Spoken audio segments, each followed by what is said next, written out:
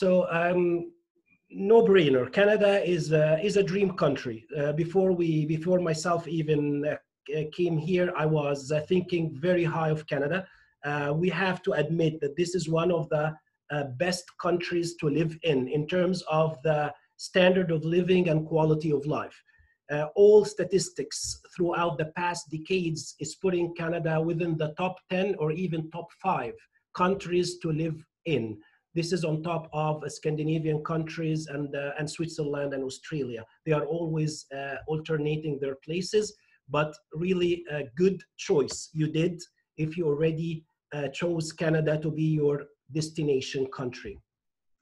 However, expectations are sometimes very high of Canada, and other times it's we paint like a very dark picture to it. So as you can see here, before you come here or you ask one of your friends, what do you think of Canada? So sometimes I hear like some funny comments. Oh, this is the country where I'll be a millionaire in a few years, or this is where I will ride my Ferrari within few years. It's not like that. On the other side, you find people, oh, this is awful. It's the country where I stay shoveling most of the day.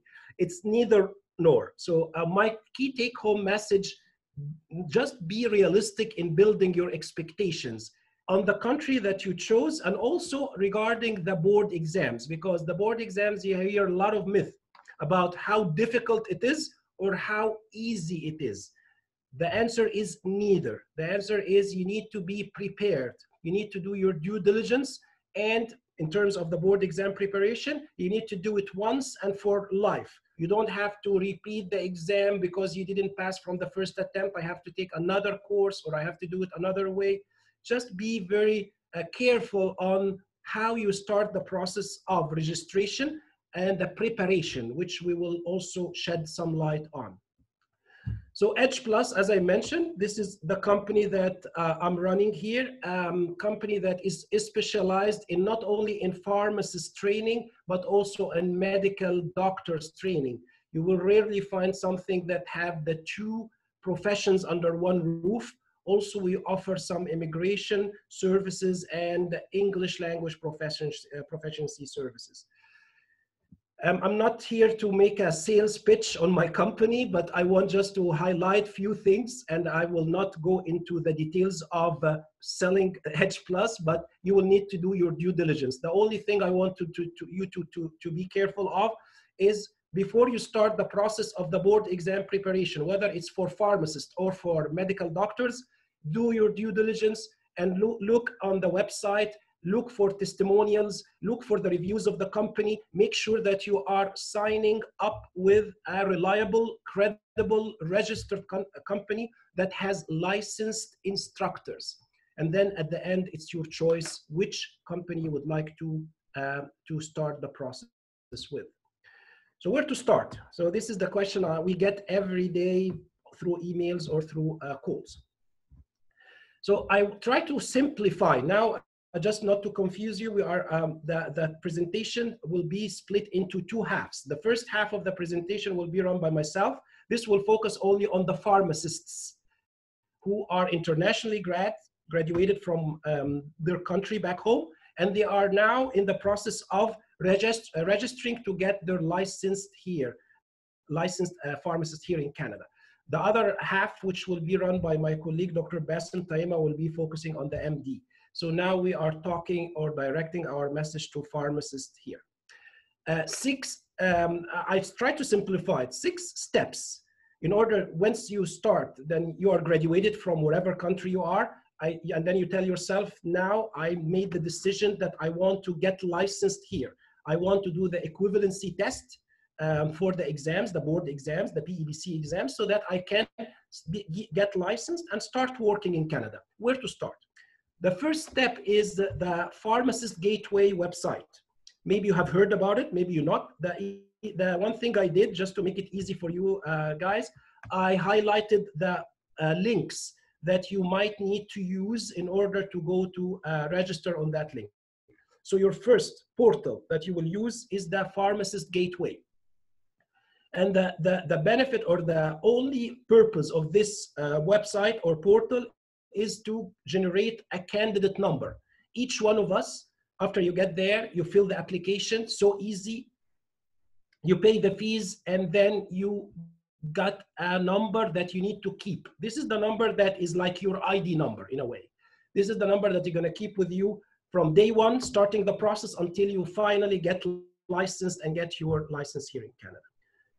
You will not need this website anymore. One time just to register and get your candidate number. And then you're gonna stick to the second website, which you're gonna have all your exams details and your document evaluation posted on it. It's called the PEBC website, the Pharmacy Examining Board of Canada website. Again, the link is highlighted in yellow at the bottom of the page. This website, you will start, the first step on it after you get your number is the documents evaluation.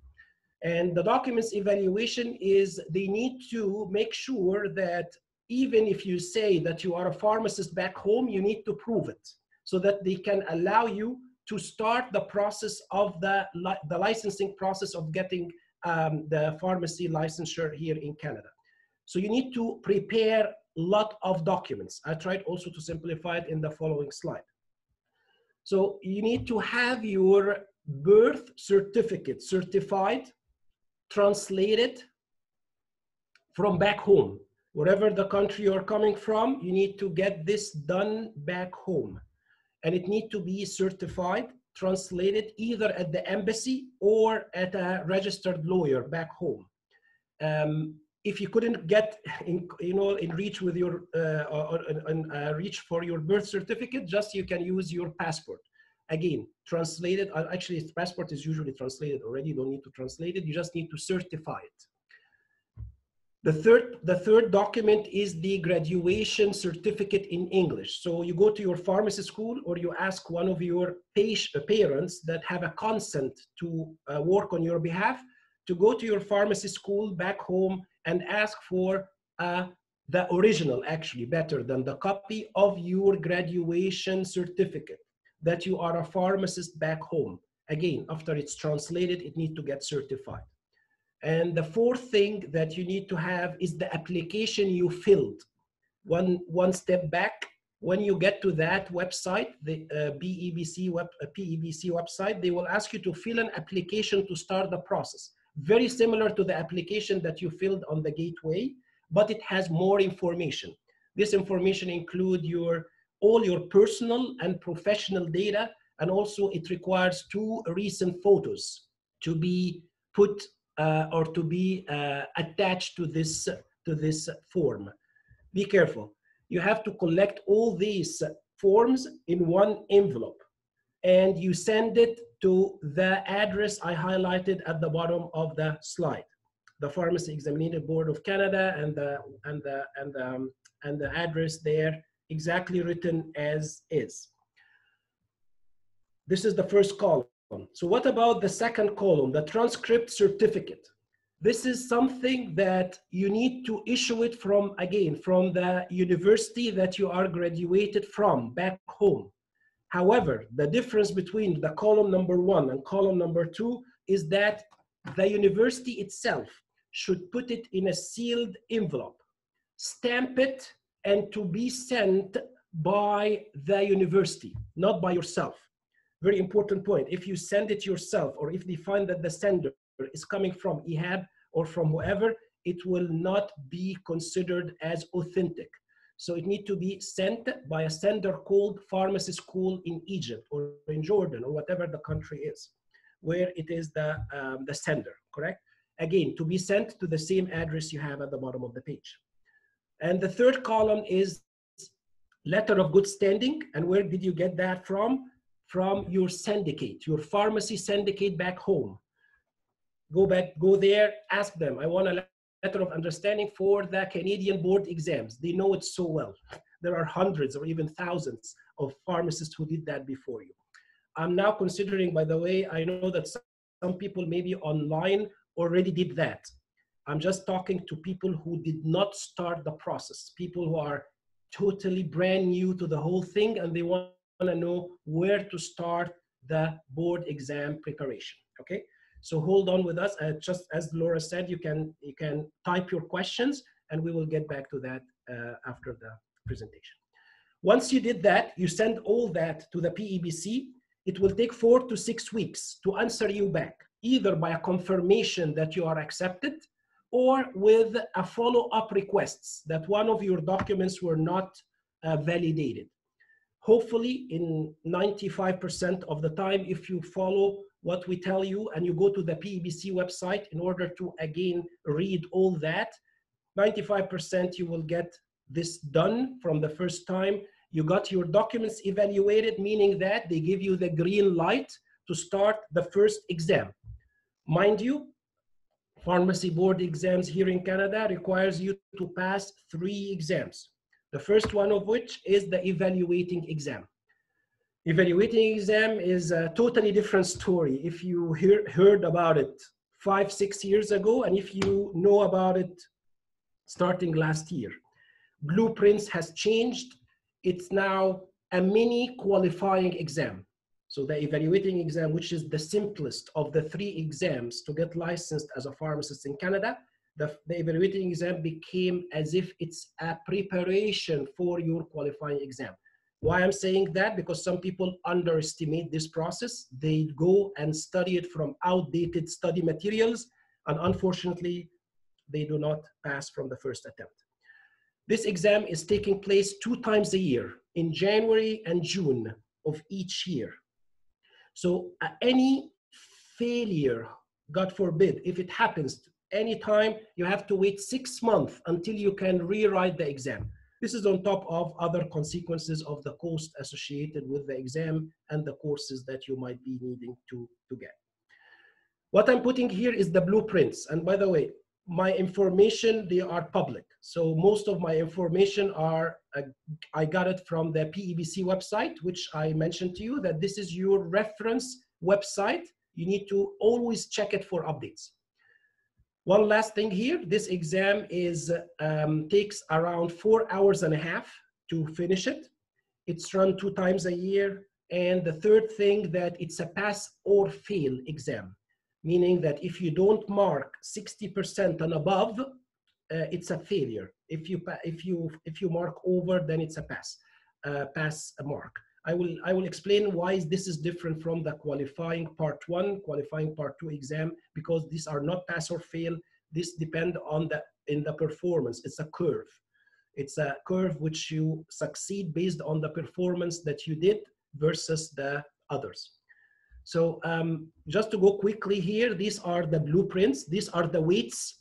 And it's, as I said, it's like the pharmacy school you took back home. They want to make sure that you covered all these topics: pharmacology, pharmacognosy, calculations. It's from everywhere: organic chemistry, stereochemistry. So all the topics that we studied back home, they put it together in a way. They want to make sure that you are acquainted with it and you are mastering these topics, and then hopefully you pass from the first attempt.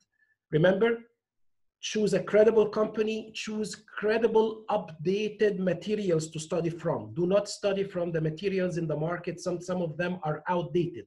So just be careful of these 2 things and make your choice properly based on that. Hopefully you pass the first exam, evaluating exam from the first attempt. Then you are upgraded to the second step, which is the qualifying exams. So we have 2 qualifying exams: qualifying part 1 for MCQ, qualifying part 2, which is the OSCE. Qualifying part 1 MCQ is a written exam. And by the way, all the exams now are online exams, meaning that you go to a center, examination center. It's a computer-based. You will not do a paper exam anymore. So you will, this is not starting from today. This is starting from last year.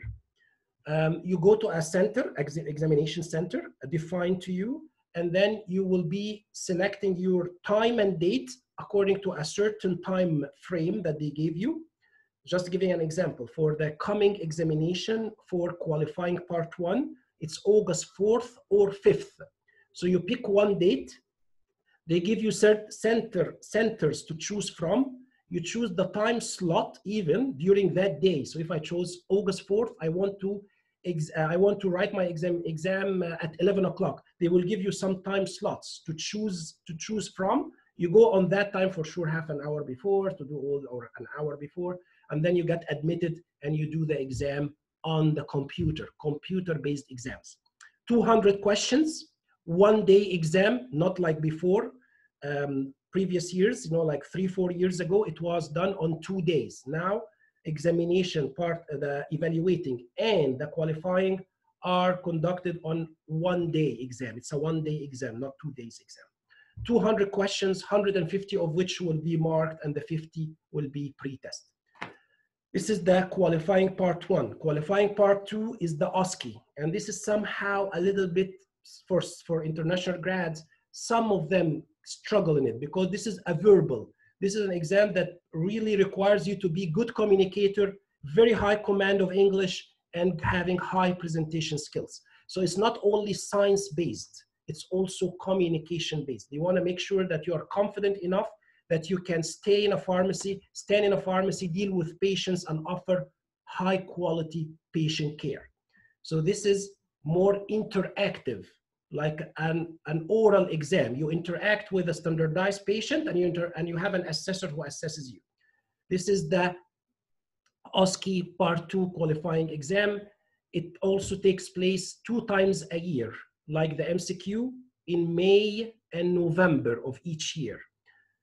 Mind you, for the COVID, for sure, everything has changed. So there is no May exams. The exams of May has now postponed to be in August and November. But this is something that I will get to it if we have time at the end. Different competencies, again, be very careful with the blueprints, be very careful with the handouts that you study from to be updated, and be very careful of the quality of the instructors. They are offering this to be licensed and they passed already these exams. You finish this, hopefully, from the first attempt, the 3 exams. You are now in the process of doing your English proficiency test, step number 5. You can do any of these tests, by the way. However, the most common test that pharmacy students or medical doctor students usually write here in Canada is the IELTS exam. And for pharmacy, the requirement, the pharmacists, the requirement for IELTS exam, overall band is 7, and you have to score, as you see here, minimum of 6 in each competency. I'm talking here academic IELTS, not the general IELTS, completely different story, correct? So again, be prepared, try to finish it from the first attempt. IELTS exam can be even done before you finish your OSCE. You don't have to do it sequential. At least you finish your evaluating exam and then you can do the MCQ, IELTS and OSCE, or OSCE and then IELTS. It doesn't matter. However, IELTS is a milestone that you need to achieve in order before you get your license in Canada. I tried here to, for the sake of time, sorry if I'm going a little bit fast, but I will leave you to ask any questions at the end. I tried to pull out from the PEBC website the new dates of the new examination dates. Some of you might be already registered on one of these exams. Just make sure that you are always updated. So the change that happened, I highlighted in red, which I mentioned to you before about the August exam for qualifying part 1. The OSCE exam has been canceled. However, cancelled doesn't mean that you're getting exempted from it. I hope so, but it has been just been canceled for May wave. It's now all in November. So the people who are registered in the OSCE will write it, who were registered in May, they will write it in November. That's the only change. For MCQ, it's getting now into August timeframe, not in May. Evaluating exam until today, the same date. It has not been changed due to the COVID-19 situation. So the same date, Friday, June 26th is the date. Why I'm making another column? Because it shows you that in order to submit for one of these exams, remember, first of all, you have to get accepted as an international pharmacy grad, that your documents has been evaluated. You remember the step that we discussed. After that, you need to choose a date for your exam. For sure, you have to start with the evaluating exam. You cannot just jump to the qualifying before you get past the evaluating exam. A hint here, if you are US grad, you are exempted from the evaluating exam. However, for the rest of the world, you have to write it. So if you are graduated from any country, you need to write the 3 exams. Okay. Registration deadline, very important on the right. You need to be registered on that date 3 months before it. Just to be aware of this. I got this question literally every week from 10, 15 people. How much would it cost? How much would it cost? So I try to just sum up how much does it cost for the exams, not for the preparation course. I'm not talking here about preparation course at all. I'm talking only about the fees for the exams. So I try to sum them up, and if you sum this all up, you will reach out to around $4,500. This is the examination costs for the evaluating, qualifying part 1, qualifying part 2, jurisprudence, IELTS. It's roughly in the range of $45,000 to $5,000. Considering that you did it from the first attempt and you did not do any kind of changes, whether your center of examination or you rescheduled your exam date. Consider that everything goes smooth. This is the exam fees. Preparation course fees is a completely different story, and it's not the scope of today's webinar. Hopefully you're done with this process. You are left with the last process of registration before you get your license. This is called the structured practice training step. And in this step, you need to get what we call the internship. Here, I have to be very clear that each province might have different processes or procedures for this structured practice training. So be careful what province you are living in, and on that you go to the College of Pharmacy that belongs to this province, and you will find this information there. I'm here just putting a demo for Ontario, only a demo for Ontario, where they require a program called the PACE. The PACE program takes around 3 months. And I just put here this chart to simplify how it works, starting with the orientation, moving to the assessment phase, and then either you show competency or competencies are not demonstrated, you have to go back again and repeat it. I want to tell you something. The good news here, it's only 3 months now. Before, a few years back, it can take up to 6 months to 12 months to finish this. So they squeeze the timeline now. Good for you, because it will save you time to get licensed. However, mind you that in order to start this, you have to finish your PEBC exams, hopefully from the first attempt. And why I'm putting this underlined, because if you, in any step of the examination we discussed, examination process or the milestones for exams, it happened that you did not clear it from the first attempt, you might be required to take extra courses that the PEBC will mandate on you. And this will have, unfortunately, extra cost and more time before you finish your pathway to get licensed. So the take-home message here, hopefully you clear it from the first attempt, so be prepared and do your due diligence to make it happen from the first attempt. Let's assume you did it from the first attempt. You did the structured practice training, 3 months. Now you are left with 2 things only, very easy.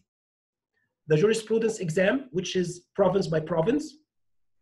And by the way, you can get licensed in more than 1 province. You can be licensed pharmacist in Ontario and in Alberta. It doesn't matter. You just have to write the jurisprudence exam twice. And for sure, you do your structured practice training twice. So once you do that, you do your jurisprudence exam. And for sure, there are a lot of details here. I don't have the time to go through it, but it's so easy if you read it on the PEBC website. I just want to highlight that the bottleneck of the whole process are the 3 exams I talked about.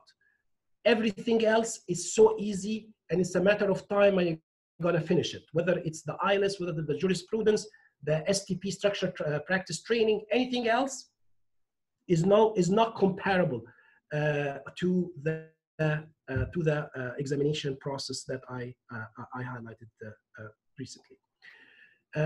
Long story short, I just want to, before I end or I finish my presentation, just to remind you that try to, number one, be prepared for each exam. If you are not prepared properly, postpone the exam. Do not say, I will go and with my luck. This is a failure strategy. I don't like it. If you are not 90% plus prepared, I would postpone my exam.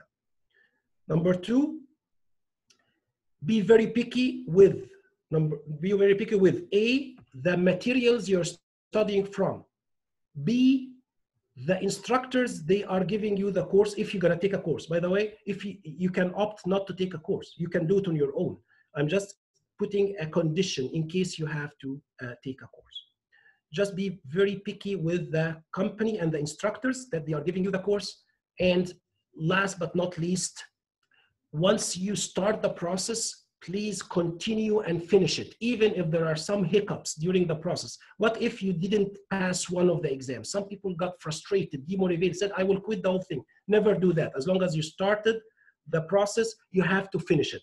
Being licensed pharmacist here in Canada is something big and something that it requires effort. It requires the pain even, yes.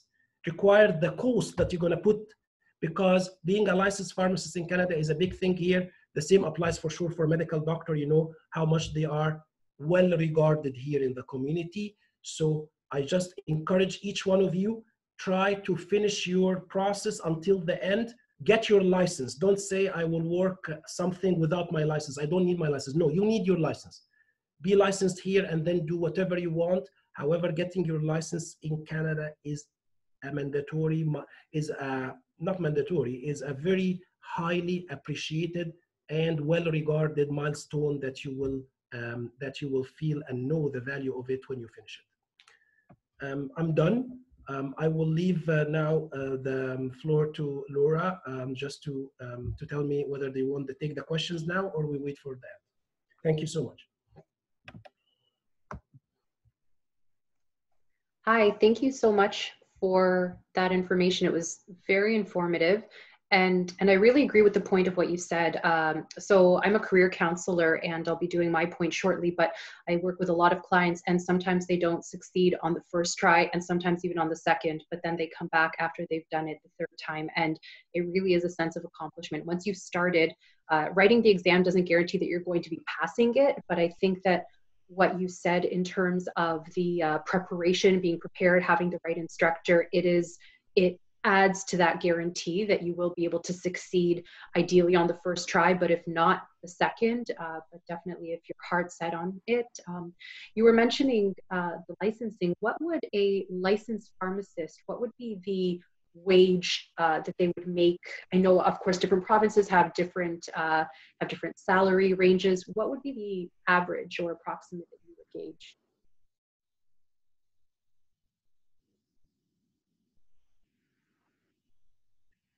Yeah, that's a very good question. I know people always think money before even they start the process, but that's a yes. Yeah, I can hear you. Can you hear me? I can hear you. Yes, I can hear you. Can you hear me? Yes. I can hear you. Can you hear me? I can hear you. Yeah. Go ahead. Yes. Yes. Okay. I'm saying that this is a very good question because people always. Okay. So it varies from one province to another. So in Ontario here, the average hourly rate for a pharmacist now is ranging between $35 to $45. In other provinces, it might be even better. So in provinces like Manitoba or Alberta, you can find the rate $5 to $10 higher. And for sure, the reason is obvious. Yeah, the reason obvious because here we are getting a little bit to the saturation point. There are too many pharmacists in the GTA area.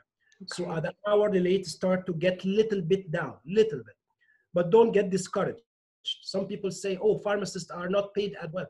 $35 or $40 is not bad. Mm-hmm. Is not bad. You can have a good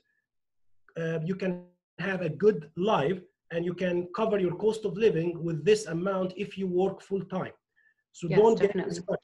Don't get discouraged. And you can, for sure, this is a starting point, and you can get even higher if you got promoted or if you worked extra time. Okay. Thank you so much. So there have been a few questions. So I just wanted to remind everyone of a few housekeeping rules. For starters, the webinar is recorded. I saw a few people came in late. Don't worry about it. The webinar is recorded from the point where Ihab began the conversation on the pharmacy licensing process, and it will be recorded all the way through the end. Please continue writing your questions. I'm going to do a very brief presentation right now on the financial supports and career counseling supports available to international medical graduates and pharmacists such as yourselves. And following that, we're going to do a brief question and answer period where we're going to review the questions that were posted. So continue writing them down. Following that question and answer period, Dr. Bassam will discuss the licensing process for international medical graduates. And we will be sending out a survey link to everyone at the end as well. So if you could fill that survey link in, it'll let us know if our participants were medical graduates or pharmacists or in need of financial support. And that way, each one of us can follow up with you accordingly. So we make sure that you feel like you've received all the information that you need from this information session. So without further ado, I will be sharing my screen with you and continue with my presentation on foreign credential recognition loans process. So I work with the Center for Education and Training. We're a not-for-profit organization in Ontario. With that said, the information I'm going to be sharing on the financial loans and career counseling, we have similar programs in different provinces as well. If you're not from Ontario, I know a lot of people on the call today are not from Ontario, even not in Canada at the moment. If you are interested in the financial supports and you will be residing in Canada, please feel free to contact me. I will be sharing my contact details at the end of this presentation. You can let me know where you're from and I can redirect you to the financial supports available in that province. So we are funded by the federal government. It's a free program. In order to access the program, or sorry, for the agenda, I'll talk about who can access the program, the objectives of the program, the eligibility, the loan, and the career counseling features. How do you access the program? So if you hear any information today and you would like to connect and begin the process of applying for a loan or the career counseling, which is free, then I will share that information with you as well. And of course, my contact information. And we will do the question and answer period at the end of this. So the clientele who can access the program, this is for internationally trained professionals or tradespersons. So if you have a degree, a certificate, a diploma, anything that shows that you've completed your education outside of Canada, whether regulated or non-regulated profession, and of course to become a licensed doctor and a licensed pharmacist in Canada, those are both regulated professions, and that is why you are either challenging your license and writing the exams through the regulatory body or going back to school, depending on what you feel would best suit your needs. The objectives of the program, so we support internationally trained individuals to access the Canadian labor market. We support in the process to have your credentials recognized or assessed. Most of you coming to Canada who are PRs would have already had your credentials assessed, potentially either through the regulatory body or through WES or ICAS or a different institution that might be doing assessments. But in order to actually have your credentials recognized, you need to do the process that Ihab and Bassam will be discussing. We also support for internationally trained individuals like yourselves to access a loan. So if you're interested in applying for a loan, I'll discuss the features of that loan shortly, and ensuring that you're able to make the monthly payments for the loan. So discussing your budget and what types of income you can use towards that loan. And we provide one-on-one career counseling. So over the course of the program, once you register with us, you're with us for 4 years. And during that time, you can access any type of career counseling from resume writing, interview preparation. If you have any type of LinkedIn or social media account and you want us to support you in enhancing it so that you attract certain employers, that is something that we can also work with you on. So you must be a permanent resident, a Canadian citizen, or a convention refugee. And you have to have completed education outside of Canada in order to access this program. If you're looking to have your credentials recognized or undergoing any type of training for either returning back to your career or finding an alternative career, we can work with you on that. So in terms of the catchment area, we've expanded. Unfortunately, due to the situation, we've all stopped working in our offices and we're all working virtually, but that's created a new opportunity now where we can work with individuals throughout Ontario, and we're not as confined to this catchment area where we had prior to the COVID-19 situation. In terms of the loans, so Center for Education and Training, as I mentioned, we're a not-for-profit organization. We don't distribute the loans, but we have partnered with Meridian Credit Union. The application, we would support you in writing the application, in collecting all the documents you would need, and we would send that application on your behalf to Meridian Credit Union. They would be the ones who would go through the application and make the final decision. The minimum that you can borrow for this loan is $1,500. The maximum is $15,000. There's no credit history that you would need in order to apply for this loan. So I know many of you might be, like I said, either not in Canada yet or just very new to Canada. We work with people who have been in Canada for a variety of times, and oftentimes you will not have a credit history depending on if you have a credit card or how new you are to the country. So it's not a requirement to have a credit history. Not having a credit history, though, is very different than no credit check. The Meridian Credit Union will be doing a credit check on all applications submitted. We have had individuals that have at times had credit scores that were a little bit lower, and we have been able to advocate positively on their behalf to still have those applications approved. The interest rate at the moment is prime plus 2%, so that's 4.45%. Prime is Bank of Canada. That is the Bank of Canada rate that is set everywhere, and the 2% is the Meridian Credit Union interest rate.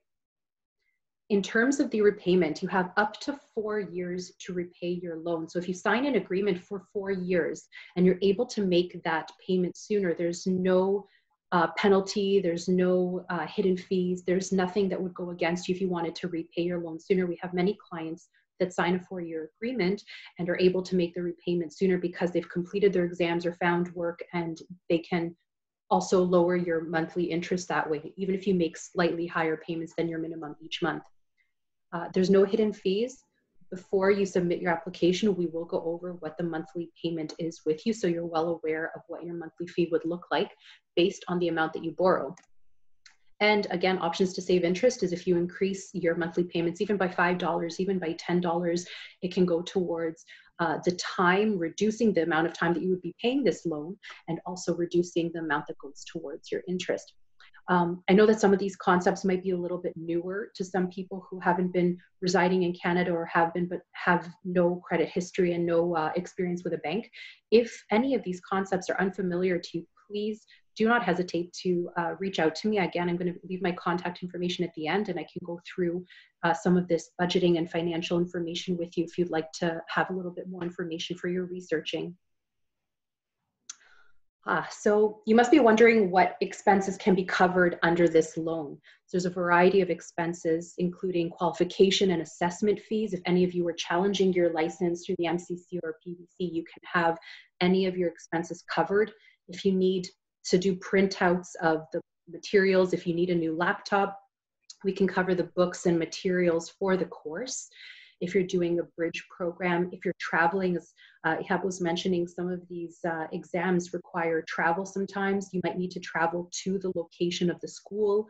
You might need to travel to write your exams. So things like parking, like gas, air travel, hotel, food, all of this that falls under travel can be supported by this loan. The Foreign Credential Recognition Loan can also support living expenses while you are completing your education. So I just wanted to create that understanding that it's not a loan for the sole purpose of a living expense.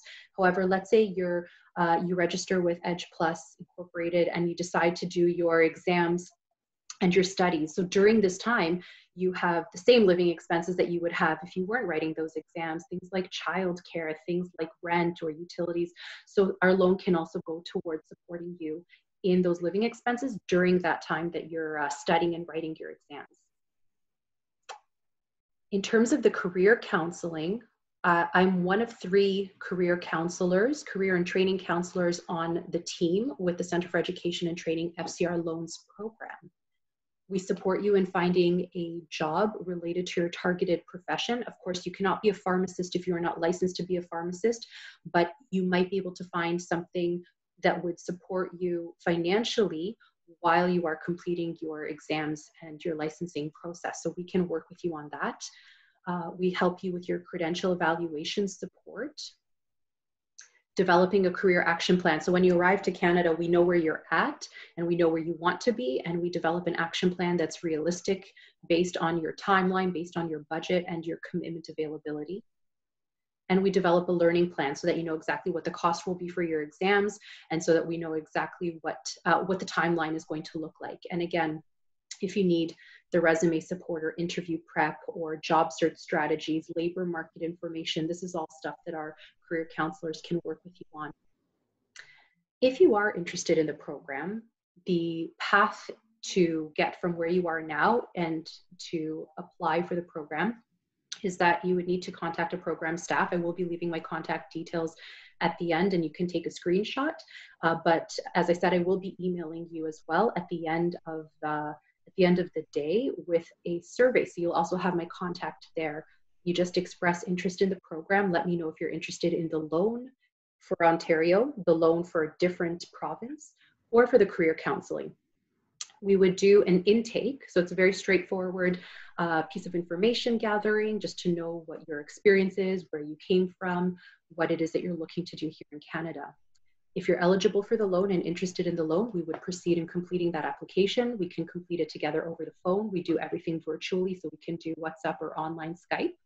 And if you're interested in career counseling, we would determine what career counseling you're interested in. There's no workshops or set dates. It's one-on-one career counseling, so it's based on your time and your availability and your needs. And then we would follow up with you every 3, 6, and 6 months. So again, my name is Laura Dancis. My contact details are ldancis@tcet.com. You can take a screenshot, take a photo of this, or you'll have my email address with my phone number in the signature once I send out the email to everyone following this presentation. And now we're going to go to the question and answer period. So we did have a couple of questions that popped up. I will be reading them out loud. Dr. Bassam, if you would like to join us with your microphone on or unmute yourself and your video. Some of these questions were actually geared towards you as well, so we'll just go down and answer them accordingly. So we haven't reached the process of licensing through MCC, which is going to be your next conversation, but there was a question here on, would the process to be a licensed medical doctor in Vancouver be the same? So hi Laura, thanks everyone. Yes, the process would be the same across Canada.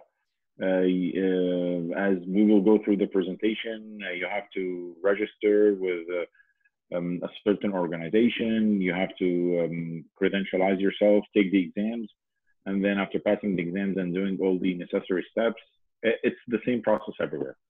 Okay, thank you so much. The second question was, sorry for coming in late, how can I apply for the pharmacy department? So I think for anyone who did arrive late, I would suggest that you listen to the full recording.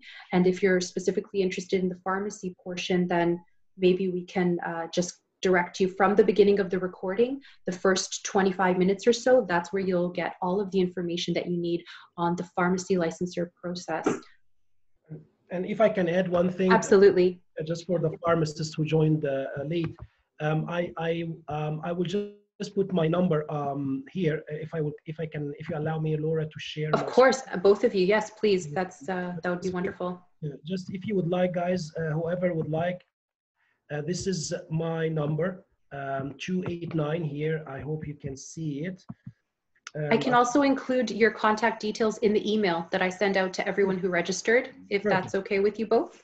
Absolutely. So my contact details and Bassim's, and it goes to the admin, and then they will direct it to us in less than 24 hours. You will get the answer, whether you want something about the medical doctor preparation or the pharmacy preparation.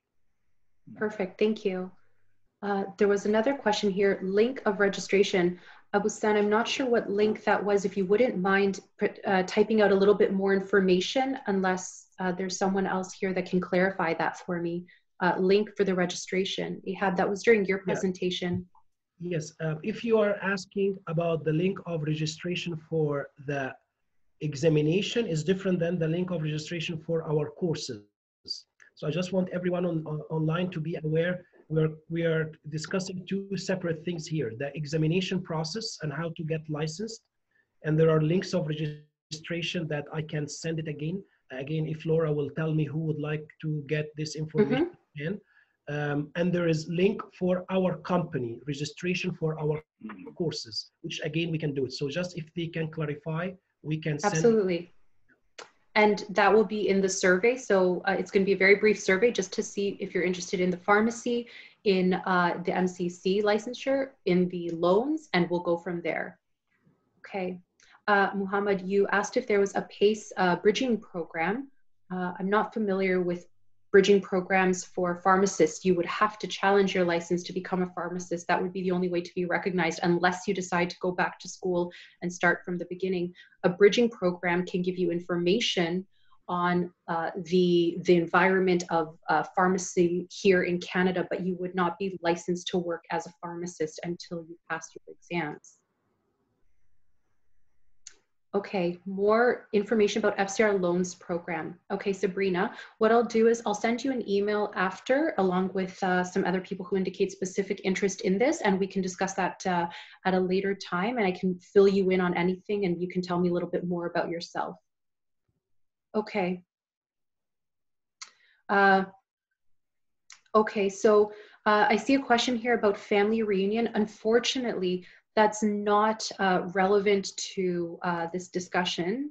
The steps for internationally qualified medical doctors, yes, that is next. Hold on tight. We're going to just respond to a few questions, and then Dr. Bassam will discuss everything it is that you need to know about the licensing process. Those who are not permanent residents, can they have counseling as well? So you can have, you can access my specific program if you are a PR, a Canadian citizen, or a convention refugee.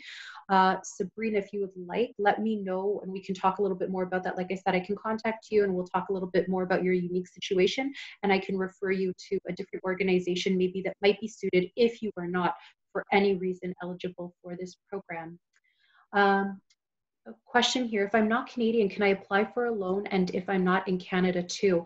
You would need to be, for my specific program, residing in Ontario. However, if you are not in Ontario, I can refer you to other organizations who have similar loans or career counseling programs. If you're not in Canada though, you would need to wait until you came to Canada. Most organizations that are funded by the government, whether it's a federal program or a provincially funded program, would require you to be a permanent resident, a convention refugee, or a Canadian citizen. You would need to be in the country at that time. You could receive career counseling support from a different organization, but it might be a paid organization. The question here is, what are the latest exams for IMGs nowadays, please? If that is included in your presentation, do you want to answer it now, or do you prefer on holding off a little? Yeah, so the least to be a licensed, the least number of exams to be a licensed physician here in Canada is depending on the pathway. So it can be 3 to 4. So depending on the pathway, I'll explain more in the presentation. Okay, that would be wonderful. So we'll just revisit this question. Okay, I want to know regarding any immigration consultancy for IPG outside of Canada. I don't think that question is directed towards me. Is there anyone else on the panel that can respond to that? Yeah, for sure.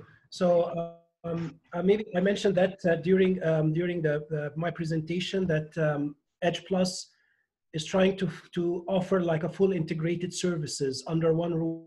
So one of our services is a division that is specialized in the immigration of healthcare professions, which we are focusing on our doctors and pharmacists.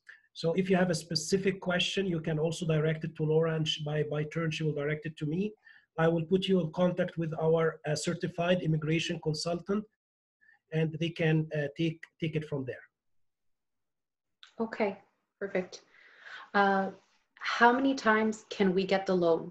So you can borrow as many times, but you can only borrow up to $15,000. So if you have borrowed the maximum amount, you can't borrow concurrently, which means that until you pay off the amount you borrow, or at least the gap of which you would want to add on to, you can't borrow 15 and another 15. If you borrow a lump sum of $15,000, you would need to pay that off, or the portion at least, and then borrow the rest. What alternative jobs can be worked in during the licensing process for Canadians? That's a great question, and it's very different types of jobs if you're an international medical graduate versus an international pharmacist graduate.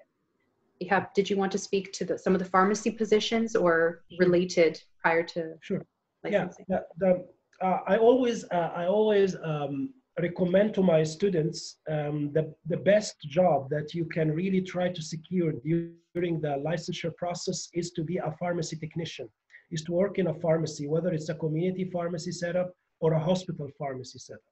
If you can get into this field while you're studying for your licensing process, it will help you a lot. Actually, number one, you will be so lucky that you will be paid, hopefully, because some of these jobs are considering you as a volunteer.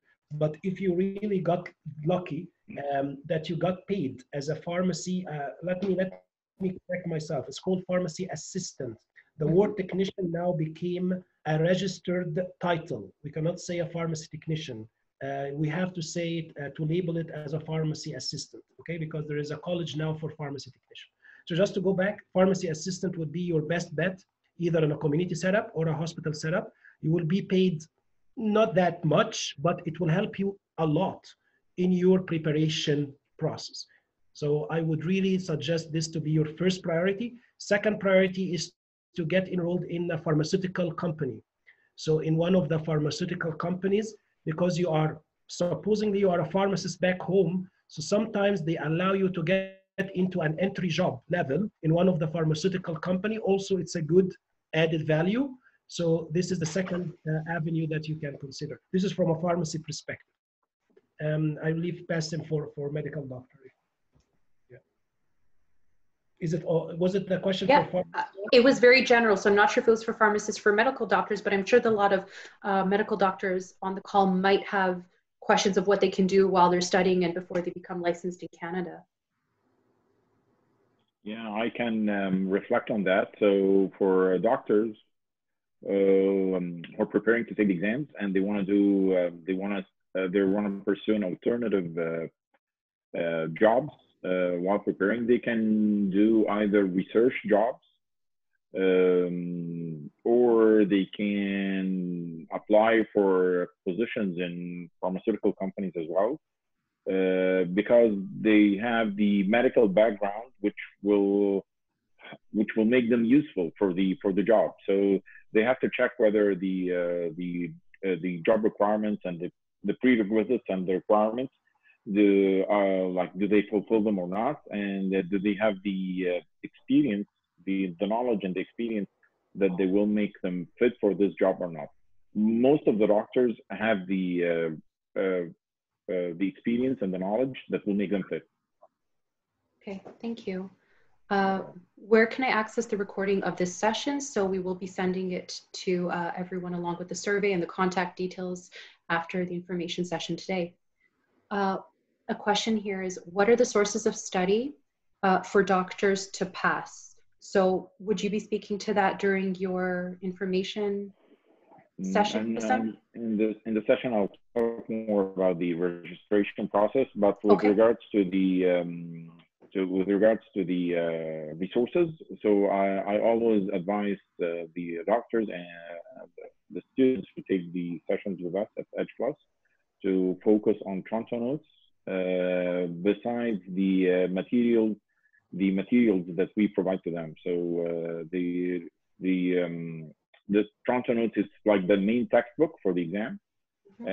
In addition, the materials which we provide to them and the questions to practice a lot of questions. So they have to be registered in a Q&A in a Canada Q Bank, MCQ Q Bank that will help them to practice for the exam. Okay, thank you. I see a question here. There's an abbreviation of an exam that I'm not familiar with, so I'll just read out the exact letters. So is USMLE or IFOM exams approved in Canada? USMLE is the United States Medical Licensing Exams, and it's not approved in Canada. So in Canada here we have our own exams. Yet it will be an asset if they took the USMLE exam. It will be an asset to add it to the resume. For the IF, I'm not aware of this IFOM exam. IFOM, yeah, not aware of it. So they're most likely both not recognized in Canada. You'd still have to do your MCC exams. Still, you would have to take to be a licensed physician here in Canada, you still have to take the exam, the Canadian exam. Okay. And I believe this question was for Ihab. What do you mean by getting certified every document that is necessary? How do I get my documents certified? Is that a process? Yeah. Yes. Back home, if we are considering that you will have to get, as I said, either to get someone to do this kind of documentation, verification, and certifying back home, because you need to get your documents from the pharmacy school you got graduated from. You take this certificates together with a copy of your passport, and to go either to a lawyer who speaks English in your home country, and he has a stamp that is English stamp, because sometimes you have a lawyer who has only a stamp in the local language. It will not work. Or to go to the embassy, the Canadian embassy at your country, and to ask for a certifying these documents. What does it mean certifying? It's like a notary certification. So they have to look at these documents and to make sure that these documents are authentic documents, and you yourself is somebody who exists, and they need to say, yes, we have witnessed that Ihab Dimian is a real person, his documents are authentic, and they sign and stamp. This is what we mean by certification of the documents. And then it has to be sent, all this to be sent in the envelope that I mentioned. One of the envelopes to be sent directly by the student, the other envelope to be sent directly by the pharmacy school you are graduating from, and the third envelope to be sent by the syndicate of pharmacy back home. I hope it's clear. I know that I explained that during the presentation. Yes, exactly. And anyone can review that. So the question too, is it a process? Yes, it's definitely a process, but, yes. And I think also just making sure that the person that's verifying it when you are paying, that they are recognized as well. So, absolutely. Okay. Question, can I work legally as a pharmacist technician while preparing the qualification? Again, be careful of the word technician. Yes. So I will make just fine tuning. Can you work as a pharmacy assistant? Yes, the answer is yes. Although you are not a licensed pharmacist, yes. And this will be the job which I recommend to each international pharmacy grad. If they can find a job in a community or a hospital pharmacy, yes, please go ahead. You can. It requires no paper, just that your PR, just being that you are resident in Canada. They might require some sort of ID and so on, just to make sure that you are legally resident of Canada.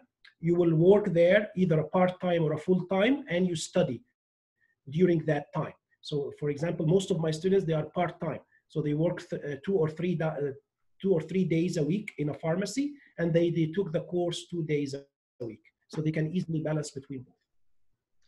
And just jumping off of that, there's another question here. What is the average wage for the position of pharmacy assistant? So I think, Muhammad, that really depends on which province you're in. If you're in a more rural area, or if you are in a major city. For anyone listening, pharmacy assistant is a great option, but it's very competitive. If you're moving to the GTA, you're competing against people who have completed a pharmacy assistant program here. I would really recommend that you ensure that your resume, that your networking skills, that your LinkedIn, that all of these things are also geared towards finding work in Canada. Being a pharmacist who has the experience internationally isn't enough to become a pharmacy assistant if you don't know where to look for the jobs, and if you don't know how to promote yourself during an interview. And it is very competitive in some areas as opposed to others. So the wage does differ. Mohammed, if you'd like, you can reach out to me. We can discuss where it is you're going to be residing. Based on that, the wage will fluctuate. A question here. What about MRCP? Is it good? So MRCP is the Medical Royal College of Physicians. That's it's a UK certificate, Okay. and it is so again, any credentials taken from outside Canada, it's a surplus if it's added on the resume. Shows that the applying physician is qualified, yet to be a licensed physician here in Canada, he or she must pass all the exams here, Canadian ones. Perfect. So I think what we're going to do is we're going to put the questions aside for now. We're going to let Dr. Bassam share the information that I think some of these questions would respond to. Please take your time. Stay with us on the call. We will be responding to the remainder of the questions, and enjoy. So thank you everyone for joining us today, and I'm going to share my screen now. All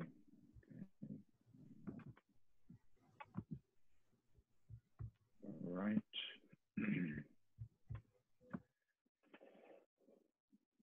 So I'm going to talk to you about what are the pathways for you as an international medical graduate or as an international medical student to be a licensed physician here in Canada. What shall you do? So first of all, what's H+? So H+ is and I'm not talking about H+. I'm just in general, we are a center that is focused on you to deliver you a quality message that will help you prepare for your exams, whether you're a pharmacist or a physician. So as a physician, as an international medical graduate or an international medical student, what are the pathways that are needed in order to be licensed? You have one of two pathways, either the practice ready assessment pathway or the residency pathway. And I'll walk you through both pathways, what to do, the prerequisites, the exams that you have to take.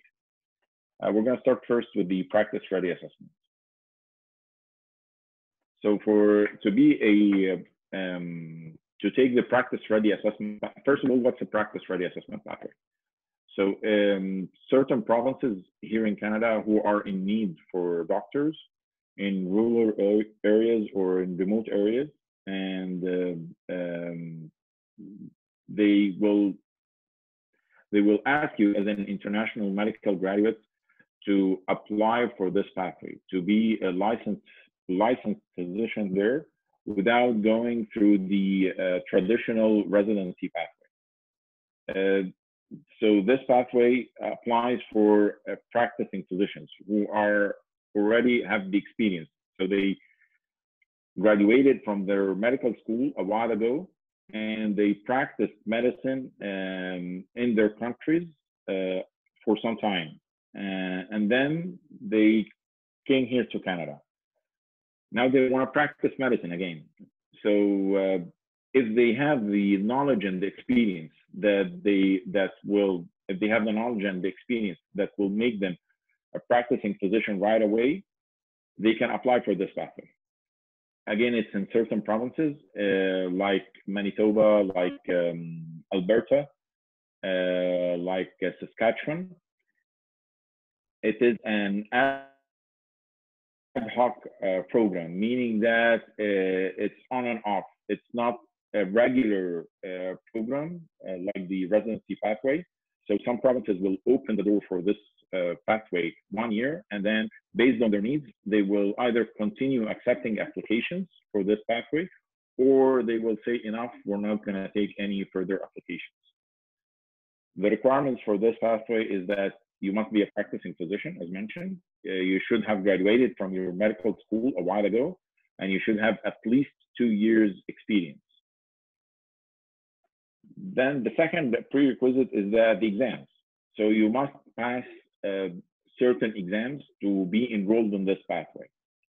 The two basic exams, the two initial and basic exams to be enrolled in this pathway are the MCC QE Part 1 and MCC QE Part 2. In addition, you should pass a test that will prove that you're English proficient. So you should pass the IELTS. As soon as you fulfill these three basic requirements, the exams, the English proficiency, and you're having a substantial experience, you start the application process. You submit your application to the medical or to the Royal College of this province, and then they will assess your application. If they find that it's competitive enough, they will invite you for an interview. Then, if you pass the interview, if you do the interview in a nice way, in a professional way, they tell you, okay, well and good, you can come to us for a period of 3 to 9 months where you're going to be supervised. During this supervision period, they have to make sure that whatever you have submitted in your resume and in your application is authentic and it's true. So you mentioned that you have like 3 years experience working as a family medicine in your country, or you have an experience of 10 years or 15 years. Well and good. Well and good. Come for us for a period of a supervision period of 3 to 9 months. We'll just make sure that everything is perfect. And then the supervisor at the end of this supervision period will write a report and will say, yes, what you've said is correct. So we can accept you as a practicing physician here in this province, or we'll say, sorry, we will not continue with you. Before taking the full licensure, you should pass one final exam, which is the Royal College exam. One point which I need to focus on and restate here is that this PRA pathway is for both family doctors and for specialists. The other pathway which I want to highlight is the residency pathway, which is the traditional pathway. Now, the residency pathway is for both practicing physicians, medical graduates who have graduated a long time ago, or fresh medical graduates, or even medical students. So anyone can apply for the residency pathway. Anyone can apply for the exams for the residency pathway. Now, in order to be a resident, to go into this pathway, you should pass exams as well. So the exams required to be in the residency program are two: the MCC QE Part 1 exam and the NAC OSCE exam. So these are the basic exams to get into this pathway. In addition, you should also take an English proficiency test, the IELTS. Then prepare your application to apply for the residency.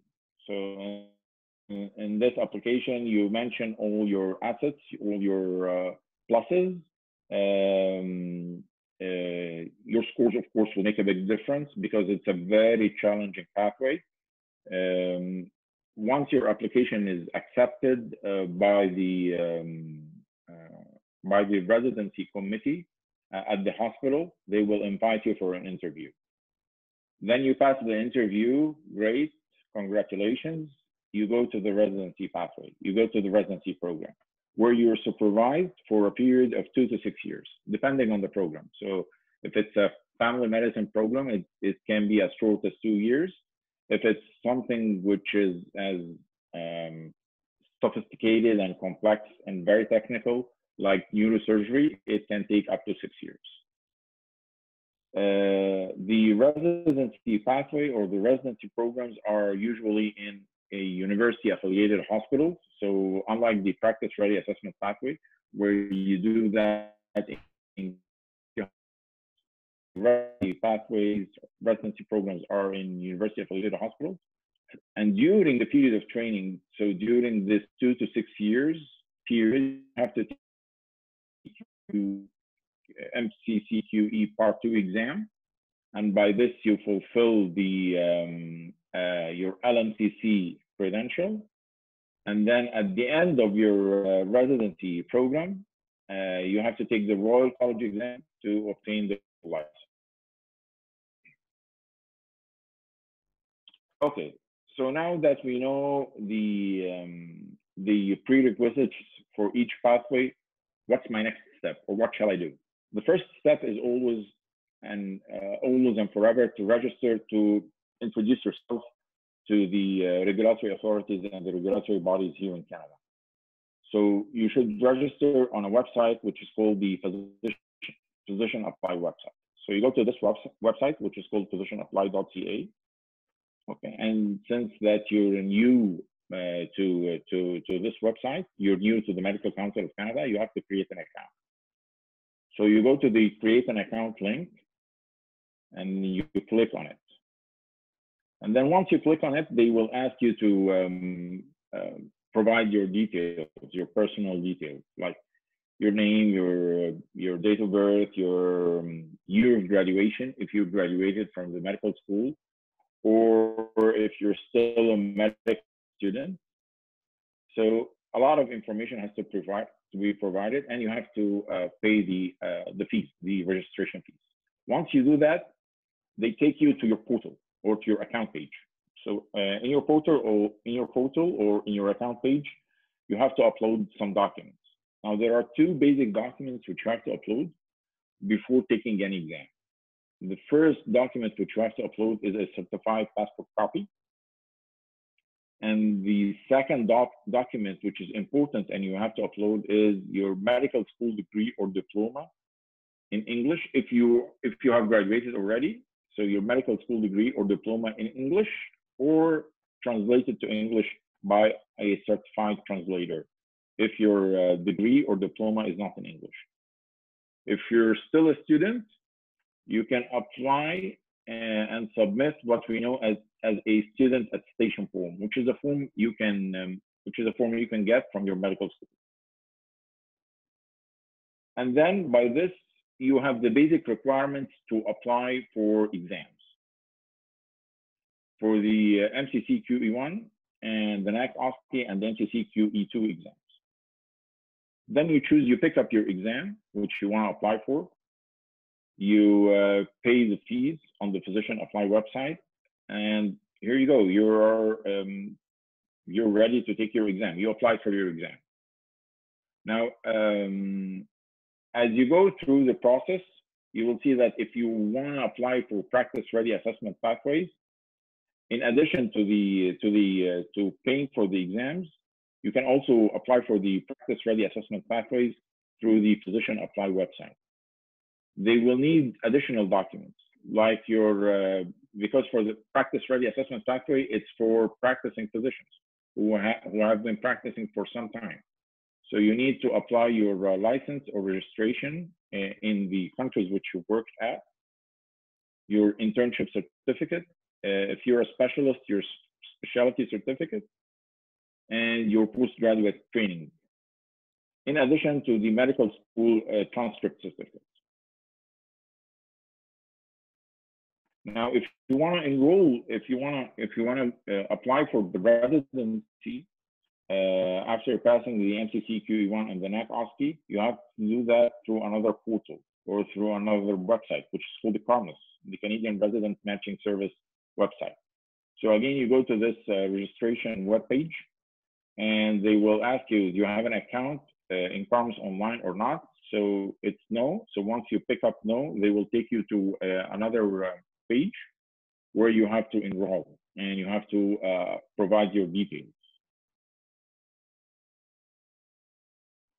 Now for the exams themselves. So we have 3 exams, as mentioned, 3 basic exams, which are important and they are required for both pathways.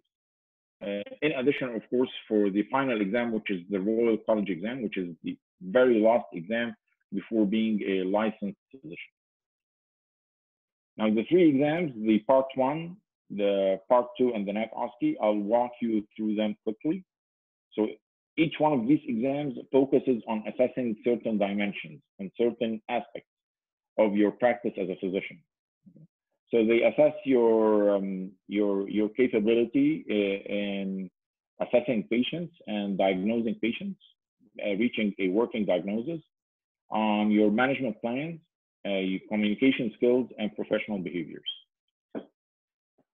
They also assess you on how you take care of your patient with regards to health promotion, illness prevention, in acute care settings and in chronic care settings as well. They assess your care with regards to the for how you care for your patients from psychosocial aspect. So all of that, it's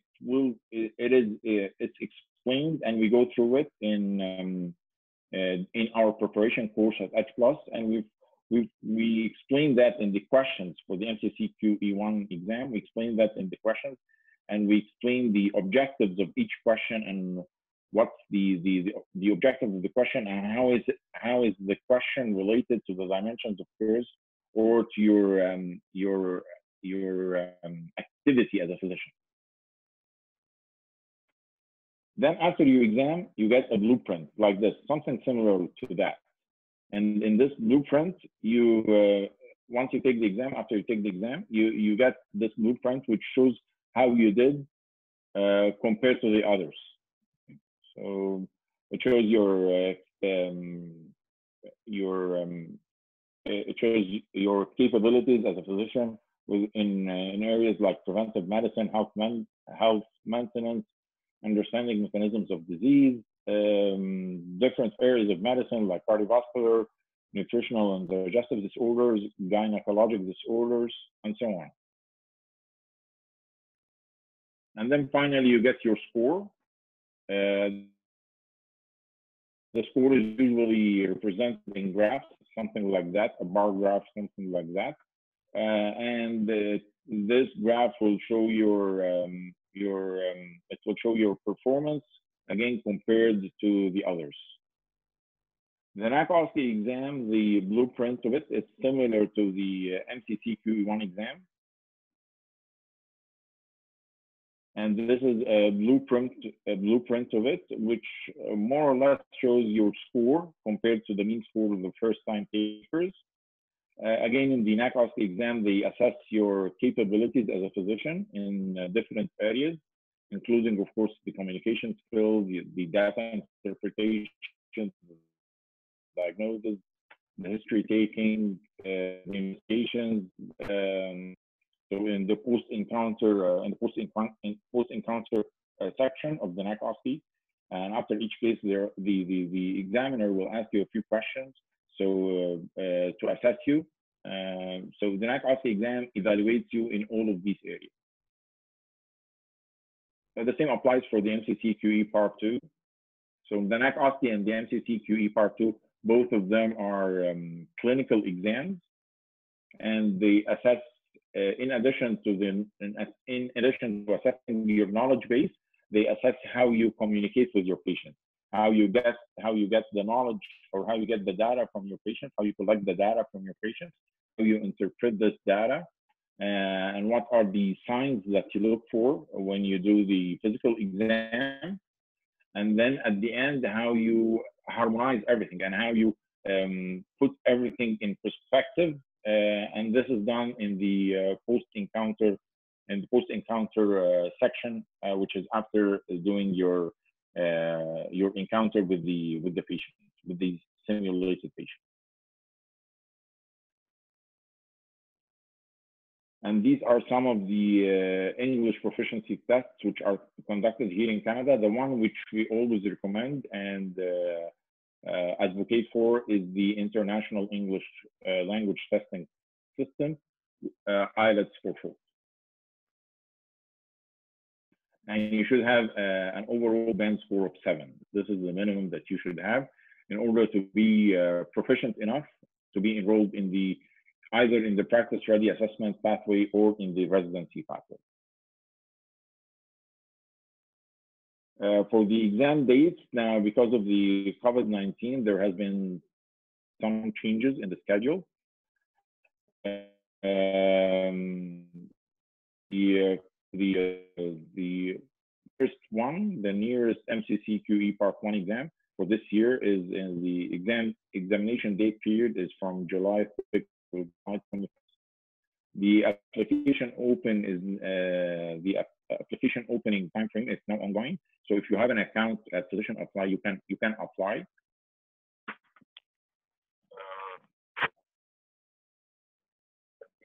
Back off the exam, the proposed examination date is from September 12th and September 13th. And again, the application opening time frame is now it's active. The MCCQE Part 2 exam, the examination dates proposed one are October 24th and 25th. They mentioned on the website that it is the opening time frame is spring 2020. I'm not sure if they have opened the way to apply for this exam or not yet. Thank you.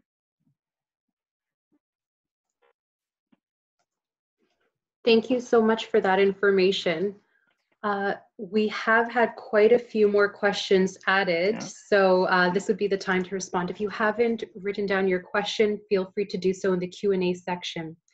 There is a question here if the Commissioner of Oath in Canada can review the documents and certify them, or does this need to happen in the home country? This is for me or for Ehab? I believe that was during Ehab's presentation. Sure. Yes, the answer is yes. However, just be careful of one thing. There are some documentation that you need that requires to be translated. So some documents, they are in the local language. For example, birth certificate, for example. These are for example, in Arabic or in Hindu or whatever the language is. So it needs first to get translated from a certified translator and then get certified. So if you get to the point that you translate it officially, yes, it can be certified from somebody here, like a Commissioner of Oath. That's very common to happen. However, if you get them only the local language, they will not certify it for you, even if they know the language. Even, for example, you went to a Commissioner of Oath that knows Arabic, he cannot translate it without a certified translator stamp that this is a copy which is exactly coinciding with the original. So the answer is yes, but the translation step is a must to be done at a certified level. Thank you. One of the questions here is for Bassam. It's just to make sure if the language assessment test for doctors is the academic IELTS only, or is it possible to be another test like the CAN test? No, the one which is recommended by all programs, whether the practice ready assessment programs or the residency programs, is the IELTS. Okay. It has to be the IELTS. There was another question here, and this is from 2:05 p.m. So I believe that this was for Ehab. How long does your preparatory course last in period? So the time frame that someone would need to complete. So mind you, there are 3 exams. Each exam has 2 preparative courses that we do for it. Just an example. Evaluating exam that will take place in January 2021, because the June one is already done. So there is no places in it. It's already full. So your best bet is to go for the January 2021 exam, correct? So in order to do that, you need to start the preparation course 3 months in advance. So we offer 2 courses. One of them is called comprehensive course that starts in September of this year. And the other one is called the revision crash course that starts by December, which is a month before the exam. So both of them takes around 3 months and you are ready to be writing your exam. For sure, attending a course is not enough. I hope it's clear, guys. Attending a course is something to help you study properly and to give you the study materials that allow you to study properly. But without you studying, forget it. Okay, so I hope it's clear. You don't just get success by you don't buy success. You have to earn success. I hope it's clear. Okay. Okay, and this is a question for Bassam. Oh, sorry, did you want to say? Yeah. So with regards to the preparation course for medical doctors, so I know this question was for Ihab, but I want to add that for medical doctors, we prefer that if, for example, the exam, if someone is planning to take the exam in October, so the MCCQ1 exam in October, so it's better to start. Usually, we prefer to start preparing our students, our medical doctors and students. We prefer starting preparing them like 5 months earlier, 3 to 4 months earlier than the exam, because we want to give them time to practice. We want to give them time to reflect on the material that we share with them. We want to give them time to be prepared for the exam from day one. So we want them to like do continuous practice from day one, so that by the time they take the exam, they're ready. Okay. For MCC QE2, is a 1-year postgraduate training required, and is it possible to get into residency program as an international student? Is there any other way to get into the 1-year postgraduate? So for the MCC, so can you repeat that question? Sure. For the 1-year postgraduate, is there a 1-year postgraduate training required for the MCC QE2? And is it possible to get into a residency program as an international student? So I'll start first with the second part of the question, then I will go back to the first part. So to get into a residency program as an international medical student, as a student, not as a graduate. So first you have to, as a student, you have to finish, you can start taking the exams while being a student. So you can do the NAC-OSCE exam while being a student. You can do the MCC QE1 exam while being a student. But in order to get into residency, you must be a graduate. So let's say you can start doing the exams during your 3rd and 4th year of your medical school. Then as soon as you're done with your medical school and you're done with your exams, you don't want to waste time. So as soon as you're done with the exams and with the medical school, you can then start applying for residency. Okay. This is with regards to the second part of the question. Now for the first part, which is the postgraduate training. So if the person who asked this question is referring to fellowships as postgraduate training, so fellowships, like they don't have to do with the exams. So I've known a lot of fellowships have specific requirements and different requirements. And for internationally trained doctors, they can apply for fellowships from their home countries, and they can get into a fellowship here. However, a fellowship is it's a period where they get postgraduate training here in Canada in one of the Canadian hospitals for some time, and as soon as their license for the fellowship training is over, they have to go back to their countries, to their home countries. So it's different than what we're discussing here. Okay. It doesn't make them, the postgraduate training, it doesn't make them a licensed physician here in Canada. It just gives them a period to be trained here in Canada, and then after that, they can go back home. They go back home. Okay. A question here about scores. So which are medium scores for MCC QE1 and 2? So we know the passing scores. So, but in order to get into a program, the better your score is. Sorry, you can hear me? Hello, can you hear me? Oh, yes. Yes, we can hear you. So in order to get into a program, whether it's a practice ready assessment pathway program or a residency program, the higher your score is, the better your chance. It's a competitive process. So there's no median score to get into a program. That you should aim high. So the higher your score is, the better are your chances. But of course, there are pass or fail scores for both exams. Okay. There's a question here. Can I have more information about the PRA?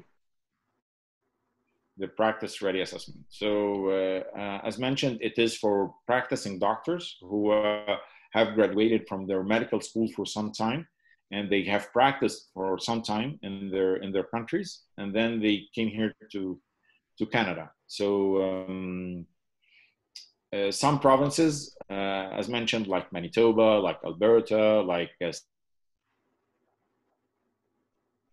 when they are in shortage and they need doctors, they open the way for international medical graduates to apply for this pathway.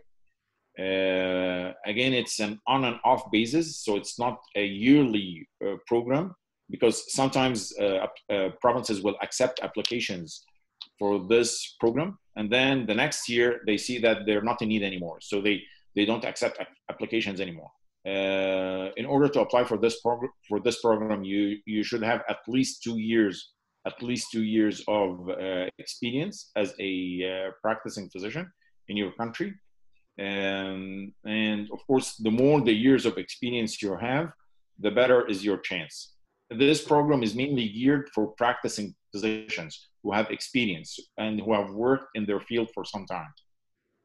And again, passing the exams, which are the MCC QE1 and QE2 exams, then taking the IELTS exam, then applying through a certain portal with or a certain website, probably affiliated to the Royal College of the province. And then they will, and once the committee there reviews your application, they will check whether it fulfills the requirements or not. If it fulfills the requirement, they will invite you for an interview. Once you pass the interview, you're good. You're into the practice ready assessment pathway, on one condition, that you should find someone in this province that will take you for the supervision period, which is 3 to 9 months. So you should also make contact with the hospitals there in this province and tell them that, okay, I got accepted in the practice ready assessment pathway. I just need a spot to be supervised for 3 to 9 months. And then if the hospital in the other province accepts you and takes you to be supervised there for 3 to 9 months, you're there. So you're going to stay there for 3 to 9 months. You're going to be supervised. And at the end of the supervision period, the doctor who's supervising you there will write a report saying that, yes, you're good. You can be a licensed physician here in this province, or will say no. Okay. How much time is required to prepare for the NAC? Our preparation courses for the MCC QE1 are average 3 to 4 months. For the NAC OSCE, it's about 3 months. So that's it. For the MCC QE2, it's about 3 months as well. Okay. And can a doctor trained in the UK work in Canada after taking the exams? Trained in the UK, taking the exams, so taking the Canadian exams, so he can apply. He or she can apply, of course.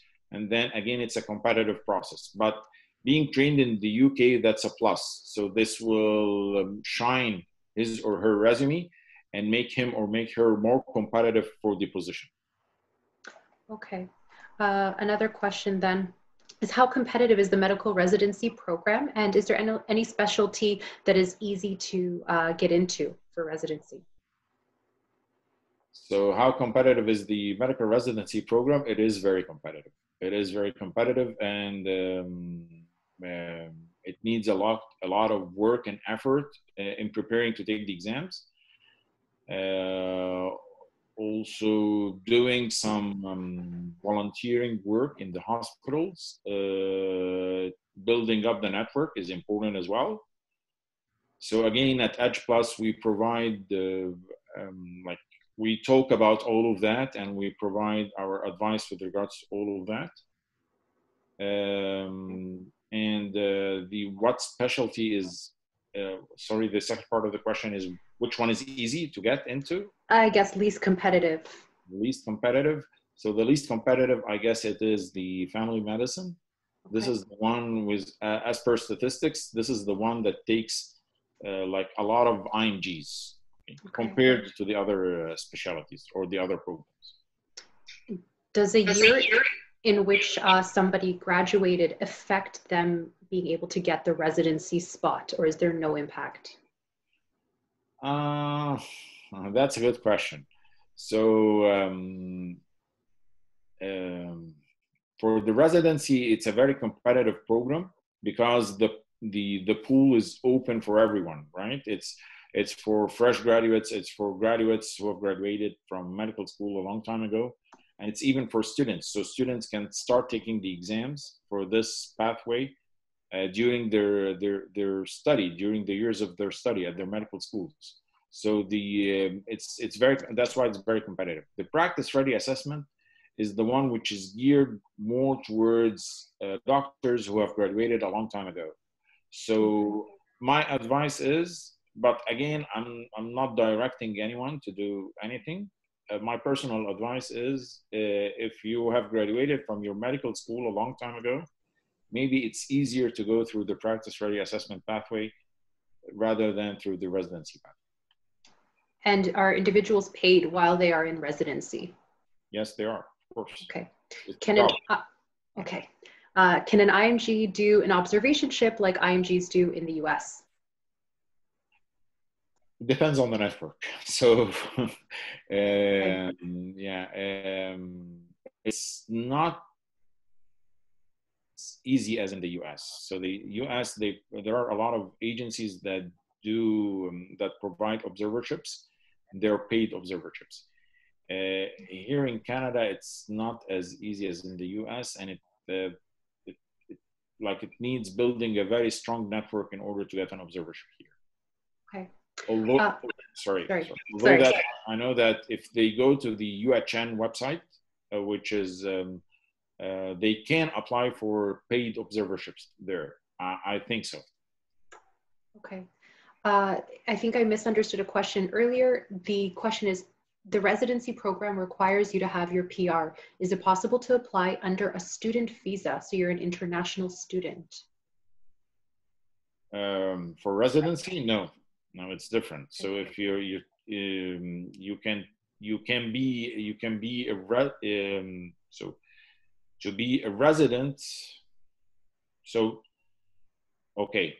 Now I got the question. So you can apply for the exams while you are in your home country, right? You can take the exams. You can take the MCCQE Part 1 exam at your Prometric center in your region, and then the NAC-OSCE exam for residency. The NAC-OSCE exam you have to come and take it here in Canada. So when you come and take it here for Canada, you can come and take it on a visitor visa. Okay.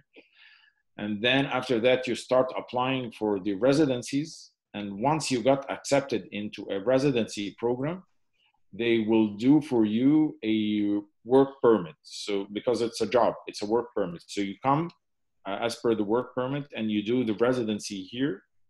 And then when you're done with your residency, and if you have not changed your residency status, if you have not taken the PR, for example, and if you've not changed your residency status, as soon as you're done with your residency, then you go back to your home country. Okay. We still have quite a few questions here. I don't think that we're going to have a chance maybe to get through all of them, because I know that both of you have other meetings that you might need to get to. So why don't we take 2 more questions? For anyone, and I'm sorry if we haven't been able to get to your questions and you feel like you are left with unanswered questions, what I would really like is for you to either contact me with your questions, or contact Dr. Bassam or Ihab if it is in reference to either the pharmacy or the medical licensing. I know that there are lots of questions and we've gone half an hour over time, but we'll take a couple more. So there's quite a few that are left here. So again, please feel free to reach out to us if for any reason we haven't been able to respond to your questions. So the next question was, for the residency, what do we need as doctors to apply? Is it only MD degree, or can physicians apply with a license of practice abroad? Practicing abroad is also required. Sorry, I think that wasn't. Did you understand the question? Because yeah. So yeah. Okay. Basically, they're asking if to apply for the residency, do I need to be a practicing physician abroad or not?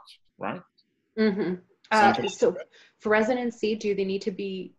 So I'll just read it exactly as it is. For residency, what we need as doctors to apply, is it only MD degree, or physicians with a license or practicing abroad is also required? No, only MD degrees are required. Okay. Next question. Do we need 1 year of... sorry. For the residency, yeah. This is for correct. Yeah. Do we need 1 year of internship before the residency, and where do we do it? Internship before taking the so for the internship part, now this is different because it's different from one country to another. So some countries will not give you the MD degree unless you finish the 1 year of internship first. Okay. So if the internship is part of your MD degree, so you have to take it. This is as per your medical school. Other countries, they give you the MD degree as soon as you finish your years of studying at the medical school, and it's not required to take the internship in order to take the MD degree. So the most important part for the regulatory body here in Canada and for the Medical Council of Canada, in order to apply for the residency programs, is that you should have the MD degree. You can apply for the exams while being a student, but when it comes to applying for residency and being into a residency program, you should have an MD degree. So it depends on the school that he or she belongs to, and how he or she will take their MD degree.